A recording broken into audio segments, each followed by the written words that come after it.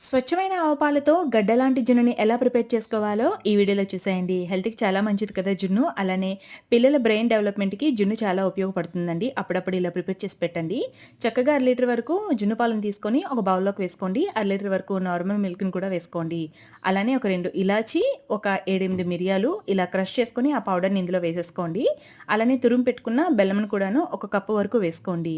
ఇలా బెల్లం మొత్తం బాగా కరిగే విధంగా కలుపుకోవాలి. ఇప్పుడు ఇడ్లీ పాత్ర తీసుకొని అందులో ఒక గ్లాస్ వరకు వాటర్ వేసి లోపల ఒక స్టాండ్ పెట్టుకోండి. ఇలా ప్రిపేర్ చేసుకున్న జున్ను గున్నెను కూడాను అందులో పెట్టేసి పైన మూత పెట్టేయండి. పైనున్న ఇడ్లీ పాత్ర మూత కూడా పెట్టేసి 20 మినిట్స్ స్టీమ్ చేసుకోండి. 20 మినిట్స్ తర్వాత ఒక ఫోక్‌తో ఇలా డిప్ చేసి చూసుకోండి. చక్కగా ఫోక్ వచ్చేస్తే గనక జున్ను ప్రిపేర్ అయిపోయినట్టే. మొత్తంగా బాగా చల్లారాక ఇలా చాక్‌తో డిమోల్డ్ చేసుకోండి. ఇంతే అండి. చాలా టేస్టీగా గడ్డలా ఉండే జున్ను రెడీ అయిపోయింది. పిల్లలైతే ఎంజాయ్ చేసి తింటారు. తప్పకుండా మీకు జున్ను పాలు దొరికితే గనక అస్సలు విడిచిపెట్టకుండా ఇలా జున్నుని ప్రిపేర్ చేసుకోండి.